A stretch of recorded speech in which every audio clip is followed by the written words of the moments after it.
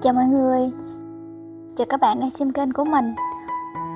Hôm nay mình sẽ hướng dẫn cách nhân giống cây diễm châu bằng phương pháp giâm cành. Ở đây mình có một số chậu diễm châu khoảng hơn 1 năm tuổi rồi.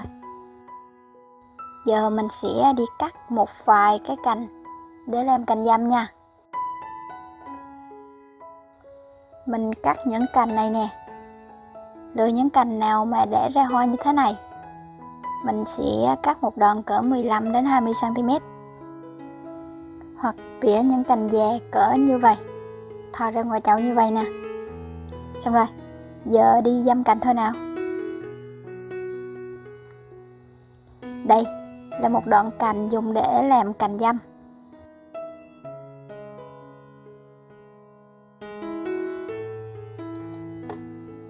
Mình sẽ trồng vào trong những cái chai nhựa như thế này. Bên trong là cát mịn. Các bạn cắt cái miệng chai giống như vậy. Phía dưới nhớ đục vài lỗ thoát nước nha.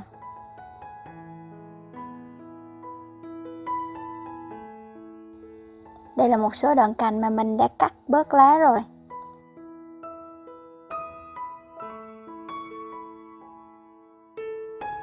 Mình sẽ làm mẫu cho mọi người xem. Mình sẽ tiến hành cắt bớt lá đi.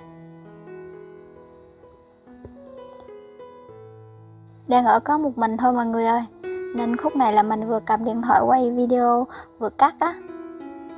Đây, để mình cắm cái cành vào đây và cắt cho mọi người xem. Cắt cái ngọn như thế này. Cắt bớt lá đi. Cắt bớt đi. Đó, làm như vậy. Đại loại là mình sẽ có một cành như thế này.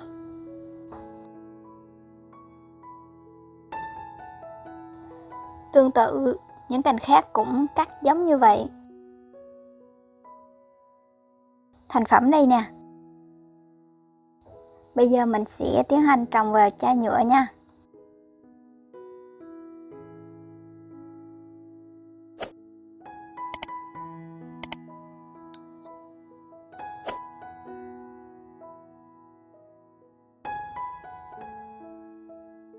Mình sẽ lấy một cái que hoặc cái gì đó, chiếc đũa chẳng hạn, để tạo lỗ. Mình sẽ trồng rất nhiều cành vào đây. Mình sẽ chọt vài cái lỗ như vậy.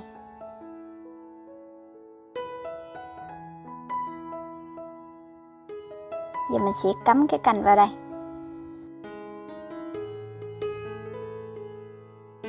Ém cái gốc lại. Dùng ngón tay để đè vào cho chặt nha.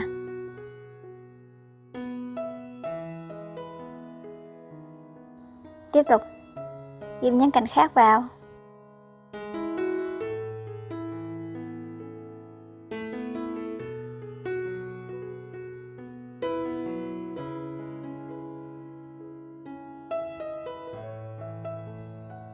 Xong rồi, sẽ như vậy nè.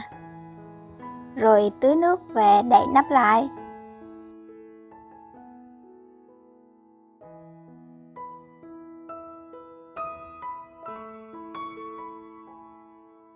Các bạn có thể lấy băng keo để cố định cái nắp lại. Như vậy nè. Cái miếng nhựa này là mình cố ý để lại để che bớt ánh sáng, làm mát cho cành dâm nha. Về cành dâm mình sẽ cắm sâu xuống 4 đến 5 cm thôi, tránh bị úng gốc.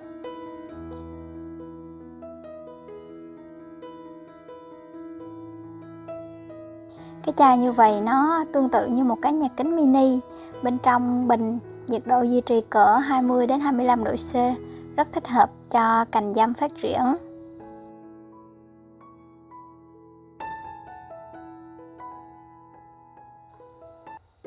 Sau khi cây ra rễ ra chồi thì mình sẽ trồng tụi nó ra ngoài chậu đất như vậy.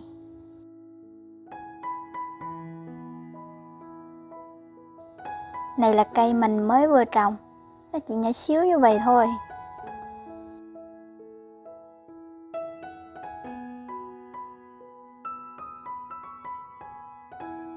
Còn đây là cây sau một thời gian mình trồng, cũng lớn rồi.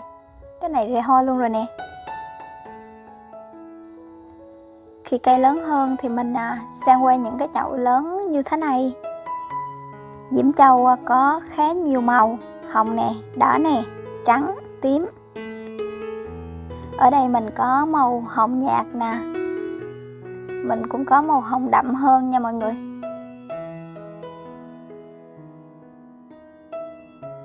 Có màu tím nữa nè.